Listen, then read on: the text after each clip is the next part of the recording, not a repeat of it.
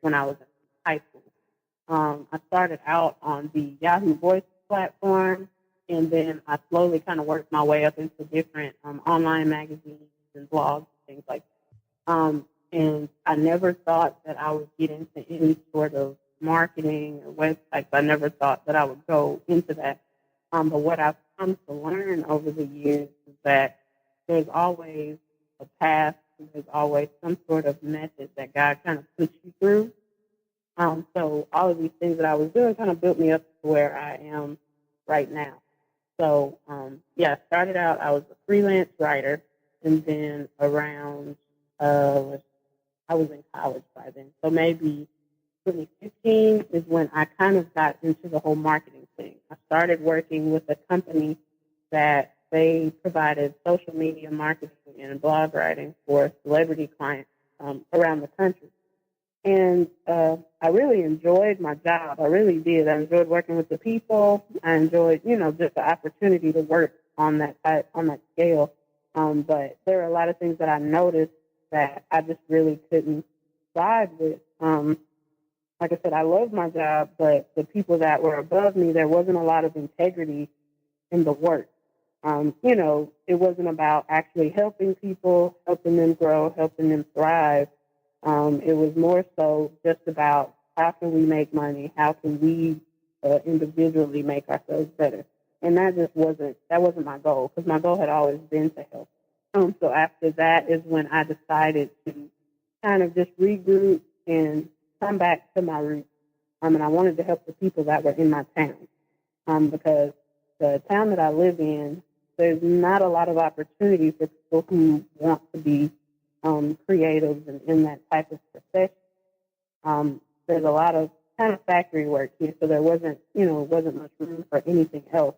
So I wanted to kind of come back and provide different writing and marketing services to people in and around my area, and just to, show that there are more opportunities out there than we really think, and that just because it isn't here doesn't mean that we can't create those opportunities for people. So that was kind of my whole journey into the whole marketing thing. And then this past September, I co-founded Bond Small Business Group. And it's kind of, I guess in a way, it's a piggyback off of JD Scribes, because we do offer things like promotional services and things like that to small businesses. But I started out just wanting to kind of have just a club for small business owners to get together and kind of talk. But after, speaking with the people in the area and, just really praying on things, because I try to be led by the Spirit in everything that I do, I realized that there's much more that was needed in my town. So I decided to expand it into more of a community organization where we not only help small businesses and business people in the area to, thrive and grow and thrive, but we also bring family-friendly events to the area, bring more cultural events to the area, and just expose people around here to different things and different people, and just help the community as a whole. So, I kind of have a lot going on, and in addition to that, I do have a blog. I'm working on writing books, and I just have a lot of creative efforts that I'm, pursuing right now. But those are my two main things.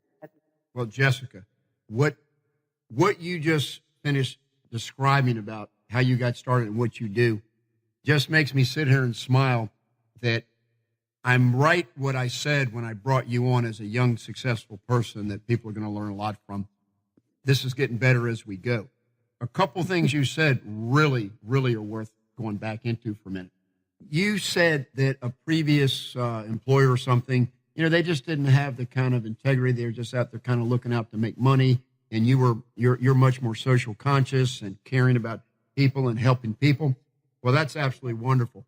But being 23 and having a business of your own that's expanding and growing, that operates on principles of integrity and being family friendly, this is exactly what I'm trying to do. So let me go back for a second. When you were in high school, were you the editor of the school newspaper, something like that?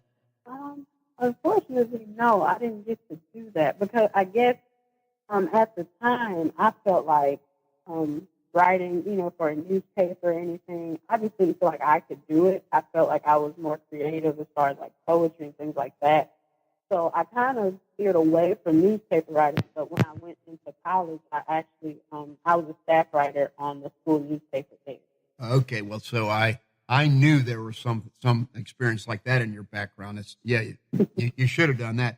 So you went to high school, you did your homework, you had visions of being a success in your life, you were modeling good things, you were thinking about your future, you were working hard at it. You said all that. I mean, I say that you did that, I can tell. So let me ask you this though.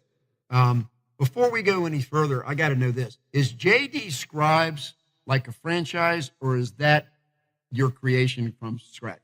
It's my creation from scratch. Does the name have any significance, JD Scribes? Could you explain, is your middle initial D? Yes. My middle name is Deanna. So JD Scribes it was kind of just a fun play on things that I kind of came up with. A lot of times, you mentioned the scripture about, being young and not letting that stop you and things like that. I came across sometimes people don't take me seriously in the business because I am young. Just being young, being a woman, being an African American. So sometimes that can be pretty rough. Sometimes people don't want to give you a chance to, they're just a little standoffish at first. And so with JD Scribes, what I kind of wanted to do was make myself seem slightly anonymous. So when you hear the name or you see the logo, you're not really sure who you're going to meet. You're not sure if it's going to be a woman, if it's a man, if they're black, white, young, old. So it's always fun when I schedule meetings with people and, they're like, are you JD Scribes? They're always, there's always kind of that mystery behind it. But I do plan to eventually expand it into an agency so we can have more marketers on board. I was actually blessed enough to be able to take my mother out of her job, and so now she works for me. And so I'm hoping to expand it and give more opportunities to people in the area. Wow. This is a gold mine for me, that you are the role model that I've been wanting to bring onto the show. Everybody tells me, hey, Steve, you ought to have more people that you interview that are like, role models. And I said, okay, let me go find one somewhere. And Thomas sent me you. So you said something there that really caught my attention. Your mother quit her job so she can work for you now. So right. Everybody listening, let's just take note on what Jessica just said. Her mother works for her. So all you youth out there that are listening, you can do it. You can get back at your parents and let them work for you finally instead of you having to do all those chores around them. I'm just absolutely teasing here. This is so far beyond that kind of a humor because you're very serious. You are creative. Let's give everybody your contact information. Let's put it out there. We'll put it out there all through the show. So the name of your company is JD Scribes. And is it okay to give them the info site there? Yeah, that's fine. Yeah, so it's info@jdscribes.com. Info@jdscribes.com. So by the end of this show, if you want to talk to Jessica about anything that you think you might connect with her, maybe hire her to be your consultant and take care of some of your social media needs for your company or whatever, I'm sure that she would love to have you call. But Jessica, let's go back again for a second here. Jessica, I've clearly established, you make me look good, that I've brought a young person, and you're absolutely brilliant the way you figured out how to be kind of anonymous and mysterious in the way you did your name. That's a very good way that you described how you came up with that. I think that alone, if somebody were interviewing a consultant to see if perhaps they might have some ability to help their company, your thinking of how you put that together is so creative that I would recommend you to people just knowing that you're smart like that. So, oh, you're welcome, Jessica. But let me do this. Before we get into more of what your business really does, I know that when I ask you this question, why would you like to be a guest on my show? You you responded that you have a voice. You'd like to be a voice for young people because there's something about the way the world views young people. Would you go into describing what I'm saying? I won't talk about it anymore. I'll let you just pick up on that theme. Yeah, a lot of times people look at young people as, we don't know anything. We kind of just go off of emotion and they kind of play us to be pretty ignorant a lot of times. But it's, that's totally so far from the truth because even I've had a chance to meet so many young people who they're driven and they want to make something out of their life and they have plans in their head to do these great things. But the thing is that we need help and we do need support. And that comes from the people, from our parents or supervisors and people who are older than us to kind of give us that guidance. A lot of us, I know in my generation, we're really creative people and we love to have our own businesses and we love to do things for the community and we love to change the world, but we need help, reaching the masses. We need help getting through to people, and sometimes the only way to do that is getting mentorship and getting help from an older generation or just someone who's actually open to the things that we want to do. So I would say, to like an older generation, just be open to what the younger generation has to say. Be open to our ideas. Be open to our thought process. Everything that we might think or feel, no, it may not be right all the time, but I do believe that there's a collaboration that can happen where everybody can be happy and we can all be successful. So I would just say that, we deserve to be heard because we do. We have a lot of really great things that I believe to change the world, but we just need people to be more open to what we have to say. I'm open to what you have to say. I love listening to you. I respect you. I admire you. I can treat you like an equal because you are a person that deserves my respect because of the way you handle yourself.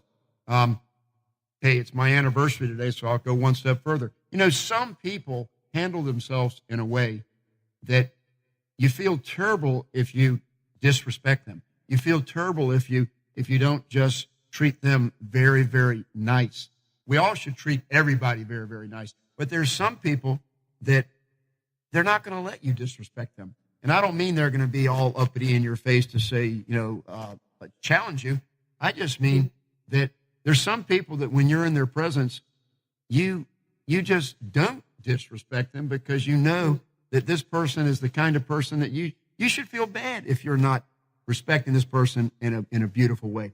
And that's how you are already. And the more I listen to you, everybody ought to have a daughter, a child like you that at such a young age was so close to their parents and did so good in your life and had goals and got out there and did things. You're a role model. I want to go for my record. I want to say role model at least 12 or 13 times in the show today. No, I don't want to embarrass you, but what I want to tell you is my wife's that kind of person. She's the kind of person that just the way she handles herself, it's very rare for anybody to disrespect her because she has a presence about herself. And you have that same presence that I'm picking up from the way that I hear you articulate yourself. Now, this message that you are giving about older people should listen to younger people, let me just tell you something from an older person's point of view. I think I told everybody that next Monday is my 67th birthday. And so I know I have a young voice and I know I'm young at heart, so you couldn't tell unless you saw me. But here's what I'm saying. We want young people to come along that we can respect and trust, that we can admire, that we know they have good values, that they're not caught up in all the different things that some young people do. You said young people need to be heard. Some young people, they are behaving in such a way that it's hard to listen to them. They're not respectful. They don't give respect. And the key to my wife's show on the Functional Family, you listened to that show. You told me that you did. What did you get out of that show? Let me see if you got what I think we wanted to communicate when Don and I did that show. What do you think that show was all about? Well, I kind of think, like what you were just saying about, you guys want to hear us, but